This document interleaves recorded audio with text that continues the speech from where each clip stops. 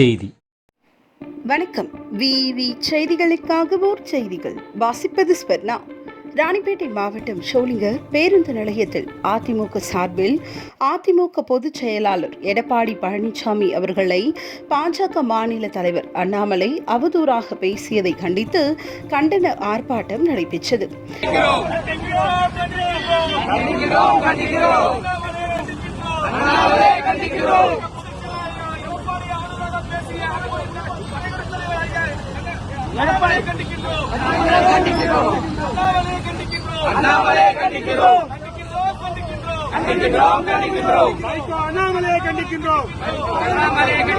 இந்த கண்டன ஆர்ப்பாட்டத்திற்கு மாவட்ட அவைத் தலைவர் சம்பத் அவர்கள் தலைமையில் மாவட்ட பொருளாளர் ராமு, ஒன்றிய செயலாளர்கள் பெல் கார்த்திகேயன், விஜயன், நகர செயலாளர் வாசு உள்ளிட்ட நிர்வாகிகள் 100க்கும் மேற்பட்டோர் பாஜக மாநில தலைவர் அண்ணாமலையை கண்டித்து கண்டன கோஷங்கள் எழுப்பி உருவ பொம்மையை எரித்தனர்.